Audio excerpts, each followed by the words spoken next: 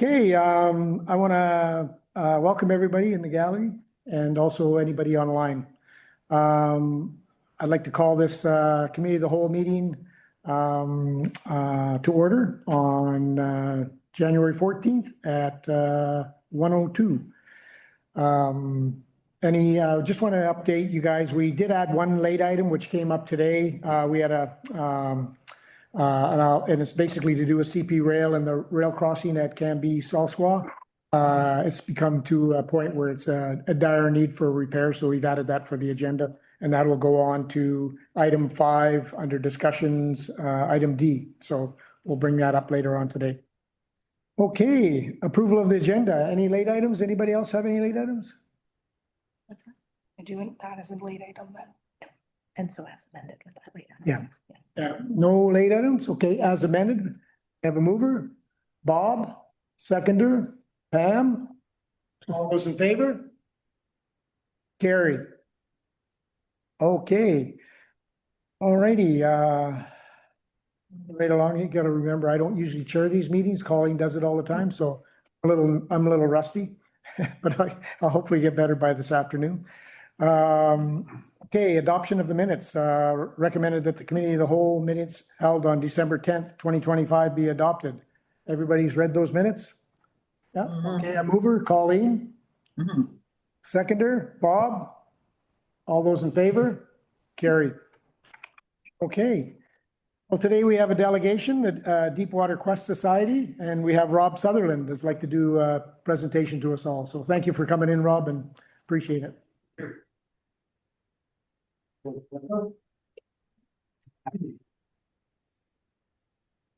it doesn't work, let me know. And Malcolm, can you see the screen? Yes. Thank you. Well, thanks for accepting our delegation today. I'm Rob Sutherland. I'm the spokesperson for the Quest Society. We're a professional team of community volunteers dedicated to easing the distress of families, friends, and communities when a loved one drowns and disappears without a trace. We're the vital last responders, supporting families through crisis and grief by providing specialized search and recovery services for their lost members. We are not a not-for-profit society. Today we're here just to provide a brief operational status of our society and to say thank you to Mayor Colleen Anderson and the District St. Louis councillors and the residents of the Shuswap communities for their support of our mission to find and recover lost ground victims. Today, we've received support not only from the District of St. Louis, but from the RCMP, local artists, local medical and mental health professionals, local businesses and entertainers, and most importantly, from 2 established search and recovery units, one being from Idaho and the second from Manitoba, for their experience, skill, and knowledge that they freely on to our team. All of that support has resulted in our team moving forward to our mission ready status. We have about 50% of our funds needed to inspect and calibrate our RV. It's on the screen now. This equipment is equipped with lights, cameras, GPS, and a grappling arm to secure itself to drowned victims and return that person to the surface for recovery.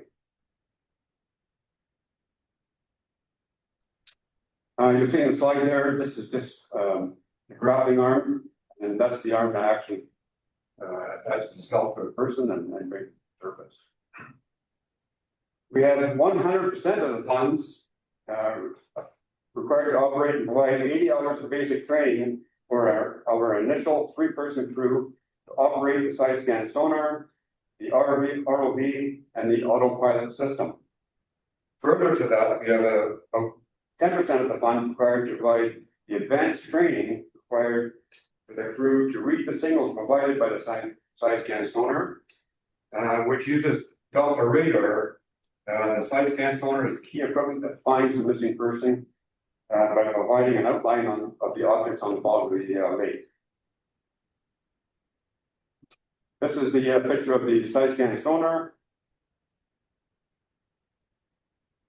and it's towed behind the boat and in a sequence to cover an area.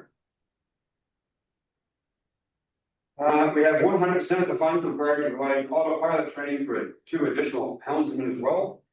And they are responsible for establishing the search pattern using the autopilot system.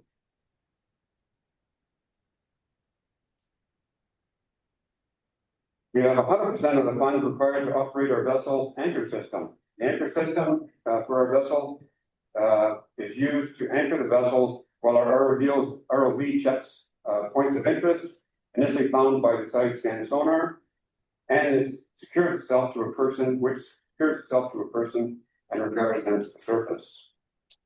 We have 100% of the funds required to provide liability and vessel insurance for our first training year. And we have 100% of the funds required to maintain and operate our vessel training on Shuswap Lake for the year. We have enough support now to start planning our advanced training course with the search and recovery team from Idaho, and hoping to have the funds in place to schedule a training for the spring of 2026. As we continue to secure funding to move forward for our mission-ready target in the fall of 2026, our membership has increased to 24 dedicated volunteers to train and then go to any location in BC to support local authorities and families of lost members. Mayor Anderson and council members of the Deepwater Quest Society sincerely thanks you for your support of our mission.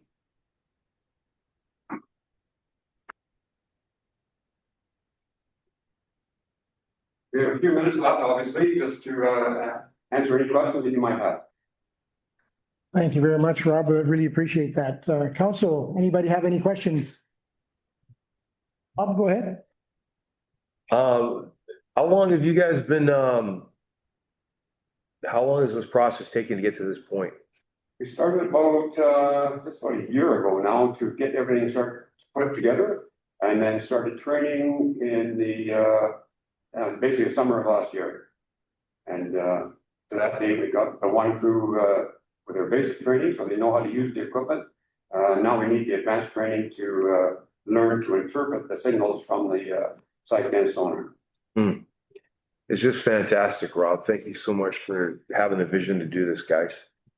It was an opportunity we couldn't give up. It was, as you know, the equipment was all donated from a society from the coast that had shut down. And it's taken us a number of years now. We've had the equipment for, our CMSR has had the equipment for a number of years now. And we didn't have the means with everything that was going on with the boat house, all that kind of stuff. There was just too much stuff going on until last year to get this now in place. Rob, Colleen, go ahead. Hey, thanks, Rob. Thank you so much, and your team and the society. It's so much value and so important to our community. I know, through the years we have lost some people on the lake, and retrieving those is key to closure for families. So I thank you so much. I do have one question, and I might know the answer, but I'm not certain. Being a non-for-profit, and is there anything that you guys do charge for? And I'm not sure if you can hear me because the sound is really skippy back and forth, so I'm not sure if you can hear me, but are there any chargeable things that you charge for? Or is this just a free service? Yeah, so what's going to end up is we'll charge for actual charges, say for travel time and hotels, food to get at the actual location. And that's what we'll ask for. But other than that, it's strictly a volunteer organization and all of that. Awesome. Thank you so much for all that you do. We are looking at the possibility, if there's donations, to offset some of that cost for the families and all that kind of stuff. So that's all hopefully in the future that we can do that. Thanks, Rob. Go ahead, Pam. Thank you, through the chair. Sean, thank you for your dedication to this, because I know you've been working to this end for a long time, a group of you. How unique are you in BC, in Canada? The service that you provide? So right now, the RCMP has a ROV to find people as well. But within BC, we're the only ones in BC with this capability.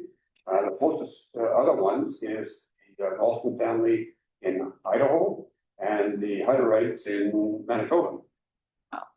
So, and they've both been here on the shoe shop a few times. Amazing. Thank you so much. Now they're in our 80s now.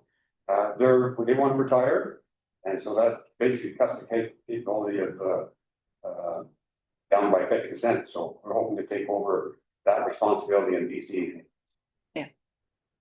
Thank you, Pam. Great job. Siobhan, go ahead. Hi, thank you through the chair.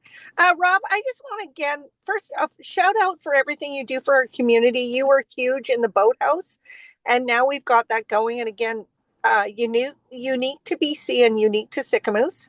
And now we're doing this. And, I think we really need to focus on this because until you've lost a loved one on the lake, I don't think you realize the implications of not being able to bring them home.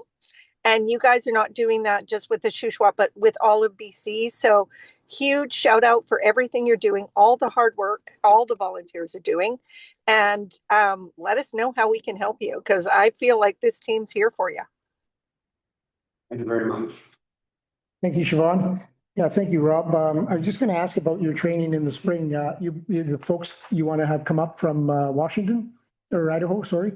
When is that in the spring, you know? We're looking at the end of March 2026. And you might need some funding for that, or? Yeah, right now we have about 10% of the funds to get them up. So we're going to pay for their travel time here and their travel to get up here, hotels, meals, that type of stuff. They won't charge us for their actual time, but whatever we can do to pay for their hotels, and which is what they normally charge when they are recovering or looking for deceased people as well.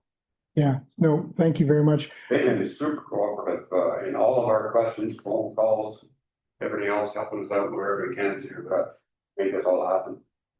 Yeah, so when I was in the marine business, we had a couple of situations that the ones from Idaho came up for one of them for sure, and it's very tough on the families when you can't have closure for sure. So really appreciate you and your team, and thank you guys for everything you do, and we'll keep an open dialogue going and seeing, you never know, we're in our budget session too, so we'll just keep an eye on things and. Okay, no, thank you very much. Anybody else have anything else? All good? Well, thanks again. Really appreciate you all coming in. What they want to do. Oh, and you guys we'd like to do a photo op, is that? Yes. Thank you. I think Kara's ready to. Kara's ready? With that. All right. Where do you, yeah. Wanna kind of go in the front here? Oh, everybody. Oh, Okay, well, come to. The way. No, so. Why not? I'm gonna get over it.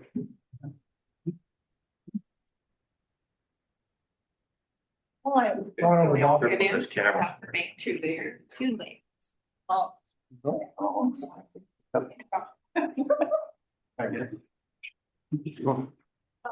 See everybody? Got me? I took 3. I'm not gonna take a look at the camera. Okay.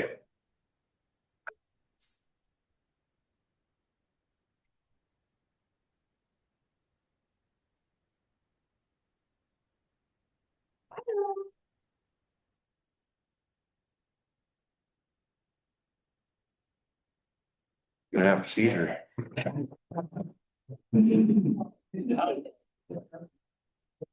Good job.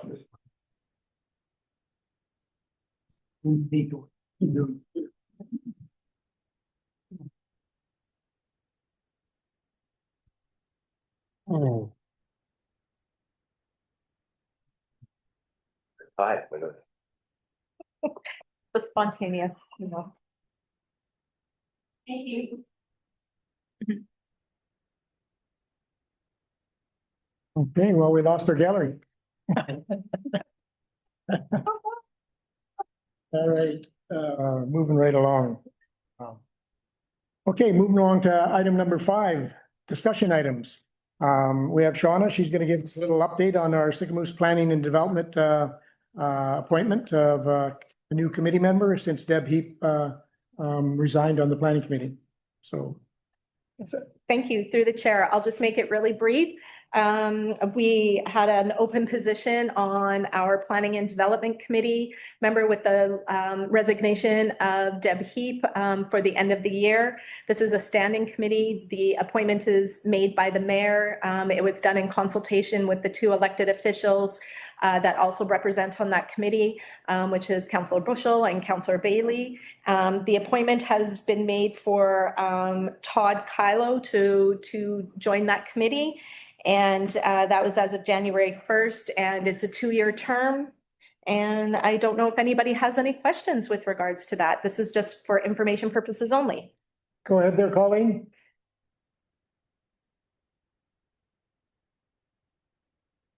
So we can't hear you. Okay, how's that? Can you hear me? There you go.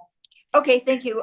Yes, the three of us got together, went through the vetting process and determined that based on the terms of reference, we were looking for, in that particular planning and development committee, we were looking for a lot of experience and development and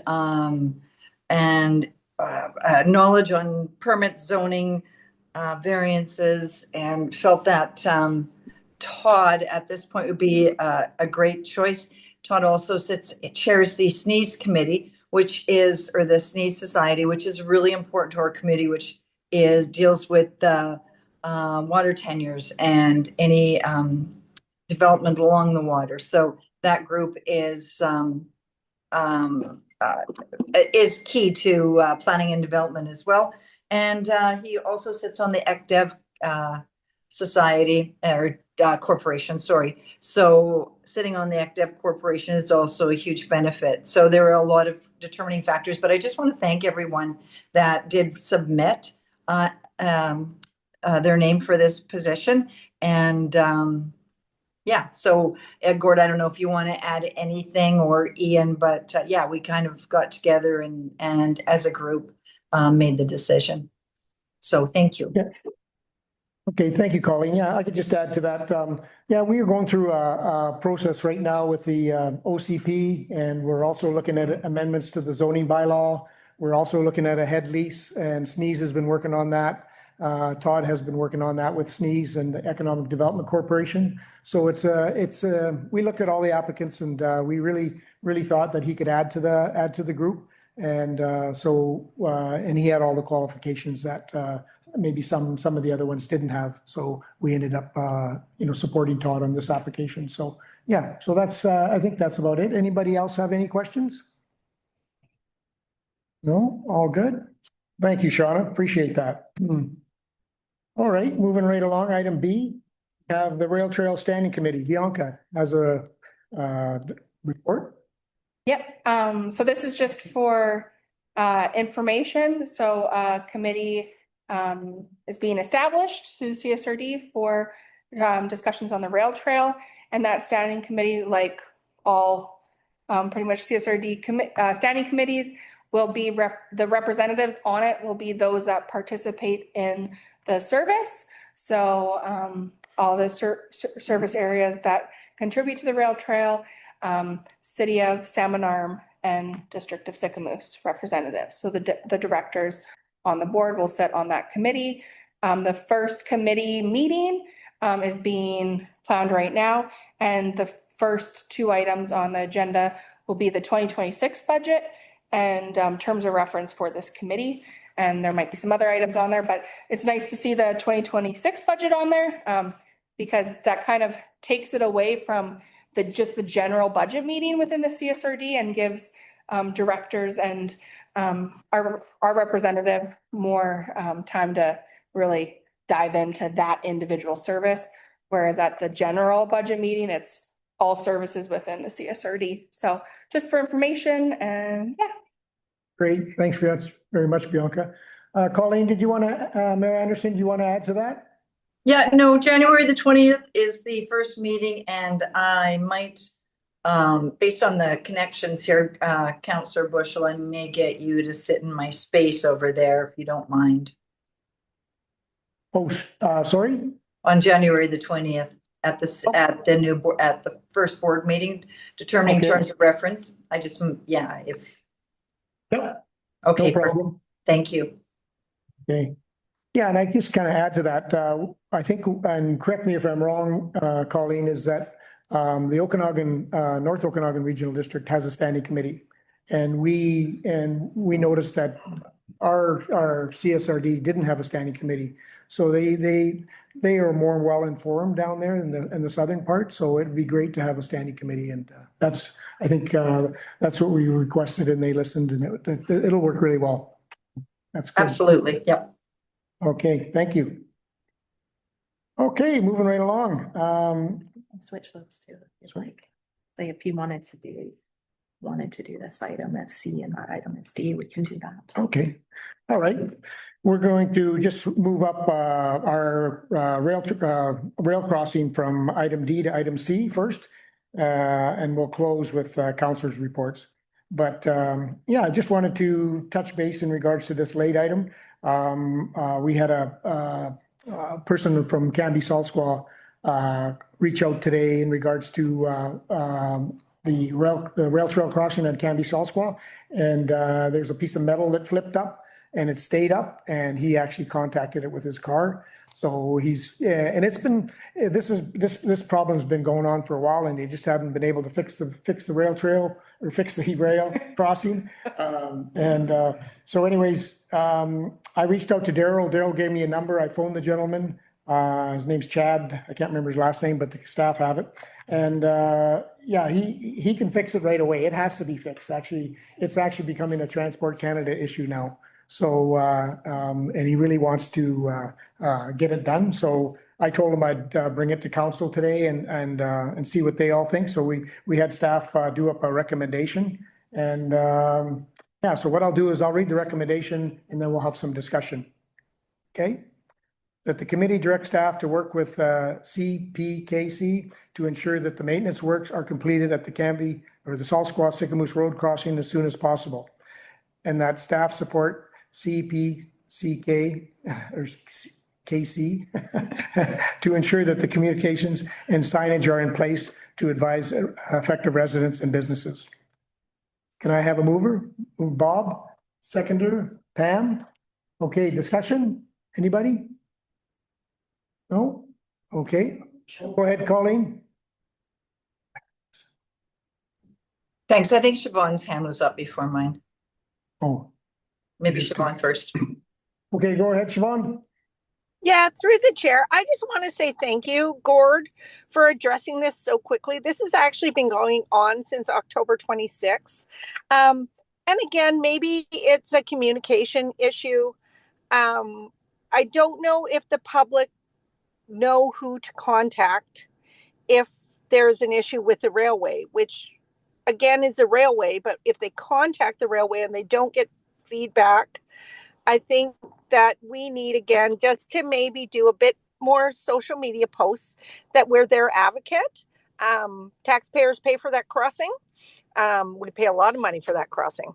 And this has been ongoing. And the person who contacted Gord almost lost a tire over it. And I'm sure that there's other people that maybe have had some damage.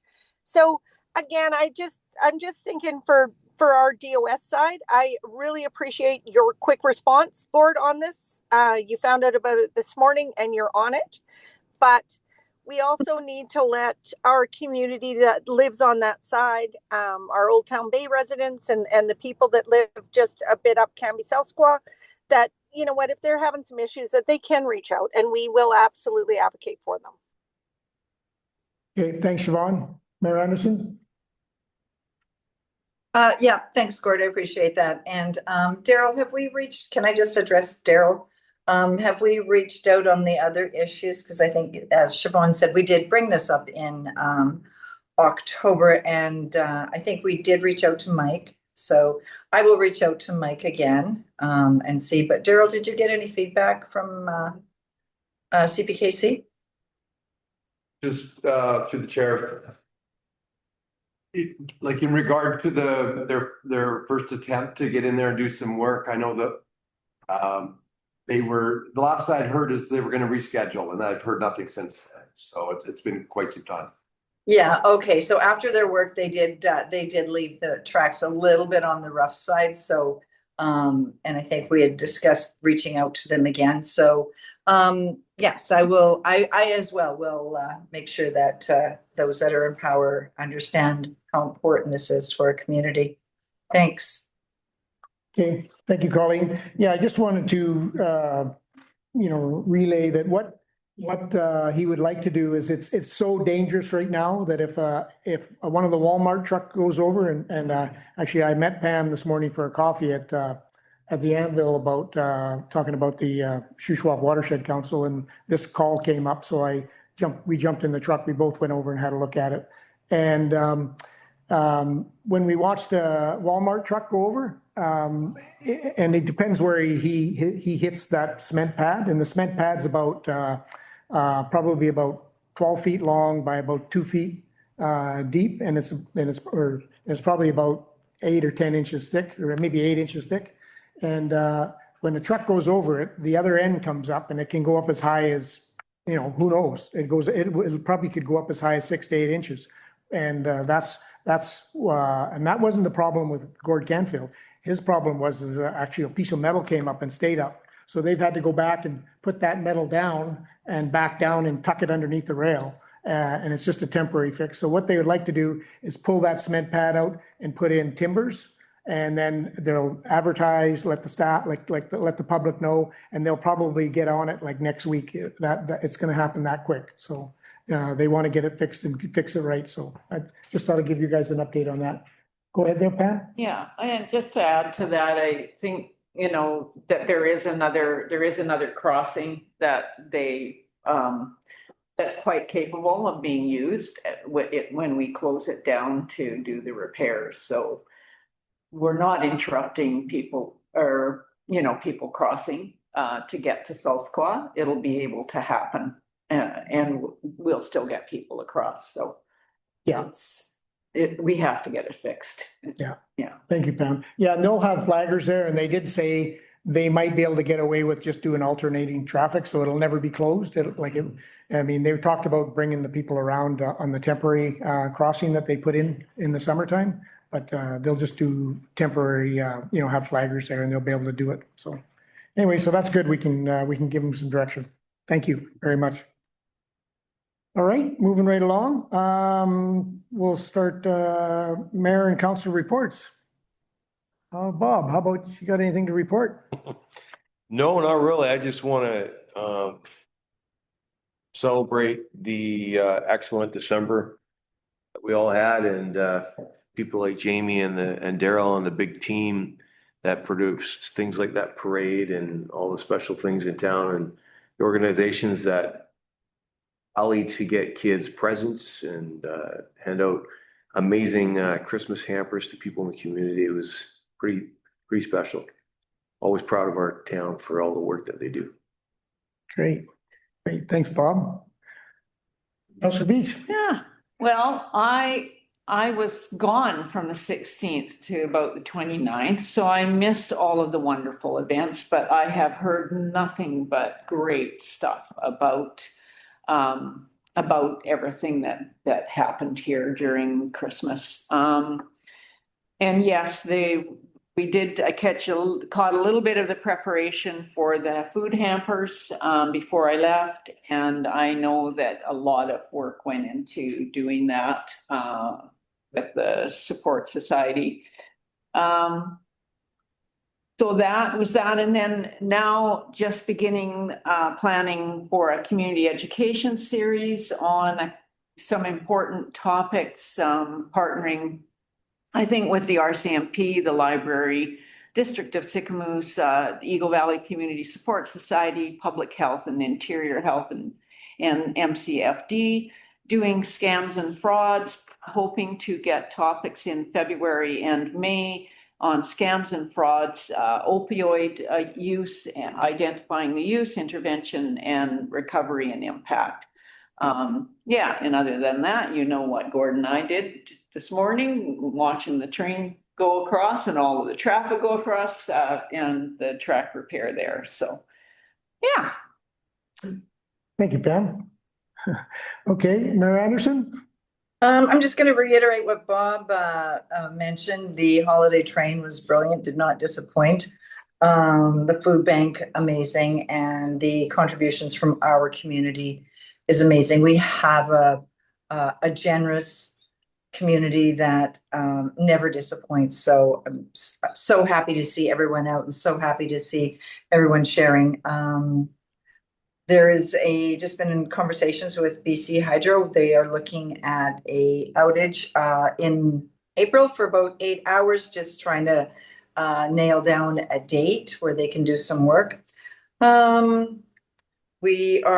have a lab meeting, IH, coming up on next week. So we are still in conversation with those folks and still hoping for us to be able to work together with them. So that's coming up. I attended the SNEEZE meeting yesterday. There's lots going on with that group, and they're advocating for their foreshore tenures for their businesses and getting their foreshore tenures renewed. So that is still an ongoing process, and the province is not easy to deal with, or not making that a quick process at all. So working with them on that and trying to support that committee. I have CSRD meeting tomorrow. And yes, we have a new rail trail committee, which is January the 20th. And Gord, I'll touch base with you on that. Yes, and I'm looking forward to the new year. We have a lot on the go in Sycamoose, and I think it's going to be a great year. So that's it for me, and Happy New Year to everyone. Thanks. Thank you, Mayor Anderson. Siobhan, you got anything to add? Of course I do, Gord. Or to the chair. No, I just want to thank you for a really great winter. And I want to, again, put a shout out to the Ferry Society, who did an incredible fundraiser, and they keep moving forward. And I want people to keep the Ferry Society on the radar. They are a nonprofit society, not through Sycamoose, and they are fundraising like crazy to keep that ferry going through next year. So we have access. Also a shout out to all the people who donated turkeys and their time to come out to the high school. We do a big turkey dinner. So the entire high school gets turkey dinner served to them. It's quite fancy. And I know the mayor donated a turkey. Gord Bushel donated turkey, among other people in the community. I won't name everyone, but when we do that, what that does is bring it back to the kids. Bob was there with his guitar, and just very, very thankful for all the volunteers and that we just keep bringing everyone together. And I know Bob said that, but we're really good at this, and we got to keep it going. So it's been a really good winter. Great, thank you, Siobhan. Malcolm, how are you making out down there? Yeah, I'm struggling to get by, Yeah. Not much to add from what the previous councilors and our mayor have said. Yeah, I think we have a great community, and we do, as a community, we do a lot for a small town. It's always impressive. And looking forward to a pretty good 2026. I think we've got a lot on the go, and everything's moving forward. Yeah, great. Thank you, Malcolm. Appreciate it. Yeah, I just want to say the holiday train and the parade, was just amazing. It was Christmassy at the time. We haven't seen, now we got green grass out there. But yeah, it was pretty special. And actually to watch the band, is it the Bare Naked Ladies? He had an Instagram post. He'd post every town he came into. And it was neat to see him post all the way along the rail line when he got to Sycamoose and on to Chase and so on. So it's really unique stories that he posted every day. So that was kind of special. But yeah, we haven't been at council for a while, so we had our select finance meeting since our last council meeting. So we're working through the budget numbers. Christmas party was excellent. We had a very nice Christmas party at the medical centers. That went really well. I attended a off-road vehicle Zoom meeting with BC, ATV BC, and they're trying to resurrect the UBCM B121 resolution that was put forth, and they want to revise it a bit. And they've had a few other communities really interested in what Sicamous is doing. And I know Murray's got about, I don't know, I think he's got about 20 or 30 or 30 something quads running around or side by sides on the streets that are, you know, behaving themselves. So I said I'd help them, you know, help the BC, ATV BC and see where they're going with that resolution. I was out of town for the Yellow gas station grand opening. I'm not sure if anybody attended, but I stopped by the next day and welcomed them to the community and thanked them for everything they're doing. Of course, Pam and I were out at the Canby Sol Squaw today, the rail line there. And then the last one, I still don't know where I'm at, and I'm not sure if anybody knows, the Snowmobile Club is all prepped for their dinner and auction, and they were, I just heard they were denied the school. Did they get the school? Do we know? The school is now elected not to allow them to put the dinner and auction there because of alcohol. So, and I said, you know, you got to go back, and I mean, you're only a week away or a month away from this event, and just plead if you can get one more year until we can figure something out. Because I think they normally have, I know when I used to run it, it was normally around 250 people. And so I'm not sure if, you know, the rec center can't hold that, and the Legion can't hold it, and our medical center can't hold it. So I don't know if any of you have heard anything, so I will follow up, and I know Jamie's aware of it, I've just found out about it too. And this just came up yesterday, I think yesterday, so. So we're trying to find them a spot, but other than that, I think that's about it. Yeah. Oh, okay, Siobhan, you had one more thing you wanted to add? Yeah, you know what I forgot, and maybe all of us forgot because we're so used to her, and we need to thank Deb Heap for all her service.